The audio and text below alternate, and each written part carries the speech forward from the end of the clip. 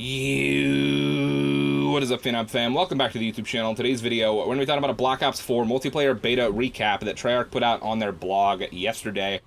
And of course, just my luck, I had a multiplayer beta review video ready to go live for you guys. I did it in like a good, bad, and ugly format.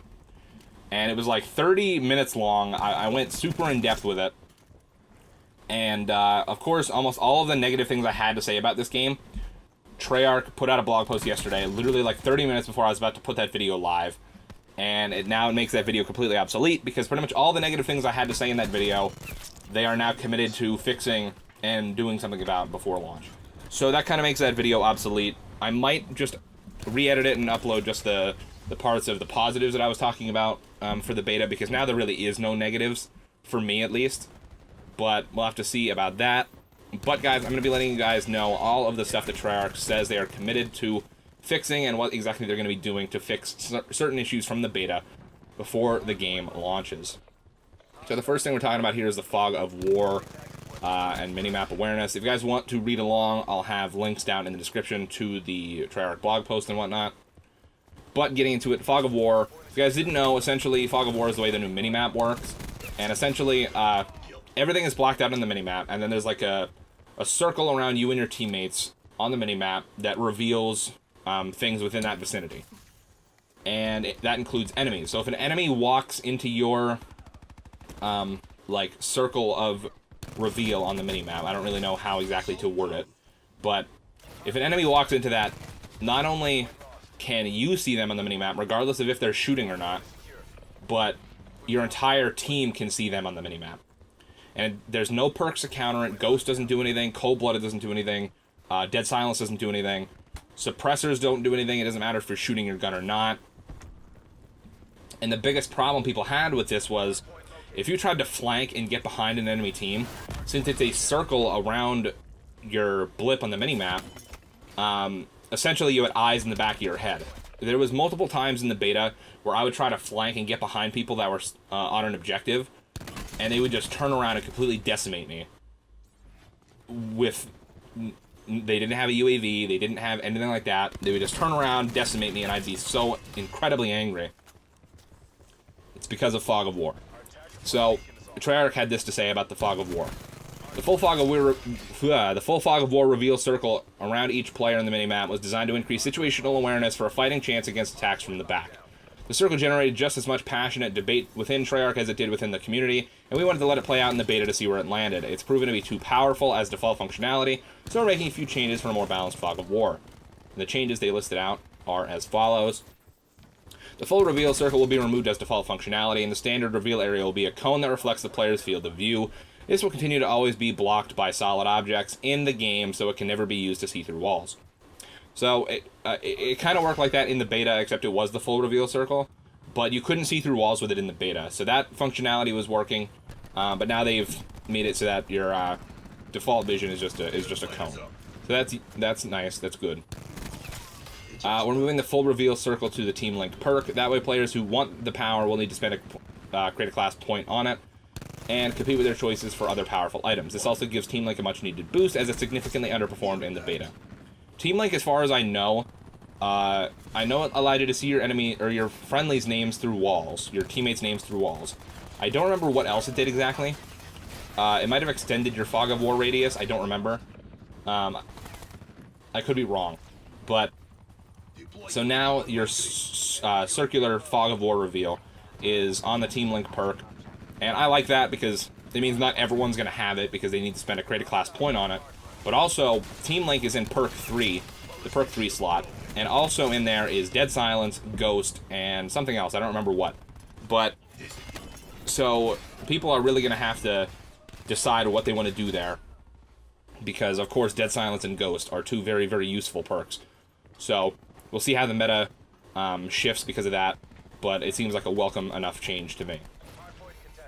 They also said we're adding an additional heads-up display indicator that lets you know when you're visible to enemy players in the minimap so that you can react accordingly. Not sure what that'll be, but I guess we'll have to find out. Red dots in the minimap that appear when firing your gun will fade faster, so there's more time to evade after engaging in a gunfight, which is a welcome change. And those same red dots will no longer reveal teammates that are near the player firing their gun.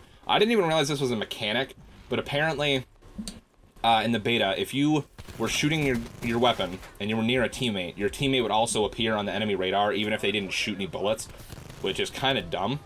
So I'm glad they're taking that functionality out. But yeah, welcome changes to Fog of War. Of course, I don't necessarily understand why we need the Fog of War in the first place. Absolutely nobody has complained about the Call of Duty minimaps since they started. I mean, ever since COD 4, I mean, it's been pretty much the same for the most part.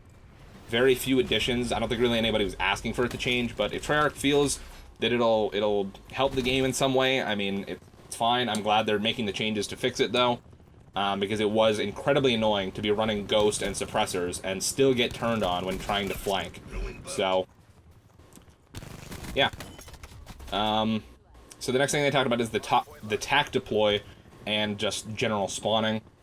They said in the beta, the tac deploy proved to be a tad too strong, and understanding when you spawned on a tac deploy wasn't strong enough. To smooth it out for launch, we're making a few changes. Those changes are as follows. We shortened the duration that a tac deploy can be active, lengthened its cooldown time, and limited the number of spawns per use to 10. This will help to fulfill the goal of providing short bursts of strategic positioning shifts. Again, a welcome change. We're relaxing the radius around which players will spawn on a tac deploy, so that there's more room to spread out, and enemies attempting to disable it won't suddenly get overwhelmed by a surge of defenders. This was one of the most annoying things in the beta, was when they would have a tac deploy down, and you're on an objective, say it's hardpoint. Somebody would set down a tac deploy beacon, like around the corner, then 2 or 3 people would rush in, maybe you'd kill them, and then before you had enough time to heal and then reload and get ready for them to come around the corner again, they'd already rush around the corner and just completely decimate you. So, very much a welcome change that they won't all spawn right on top of it now. Again, another welcome change. The spawn beacon and just spawns in general was one of the big problems I had with the multiplayer beta. So, again, welcome changes. And the last thing they said is we're adding a notification to the death cam where camera breaks into third person when you die.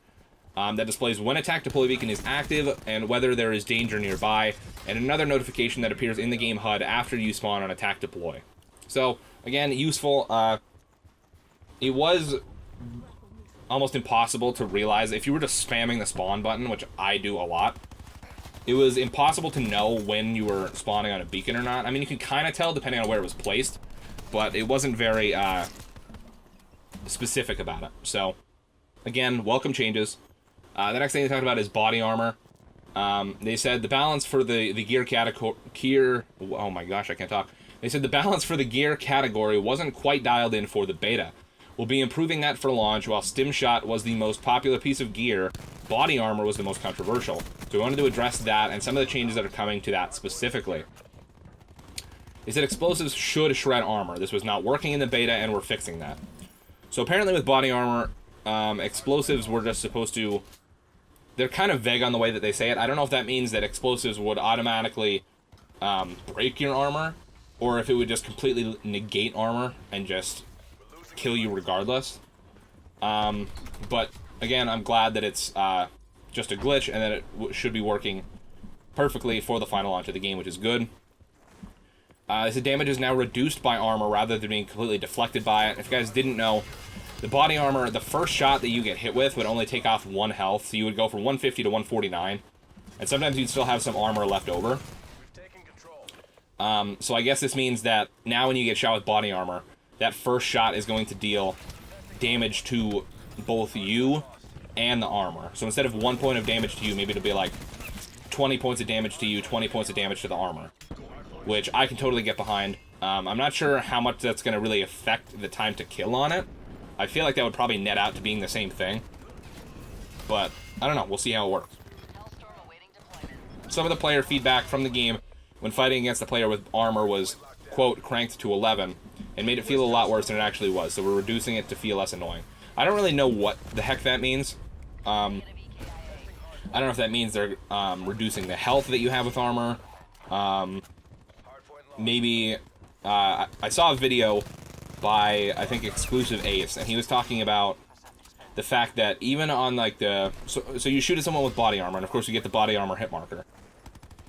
and then the second shot that you shoot at somebody also sometimes can get a body armor hit marker, but it might only be like 9 points of damage to the armor, which breaks it, and then the rest is like taken off your health. And so it makes it seem like, oh, that's 2 shots to armor for it to break, and then I'm finally starting to do actual damage to their health.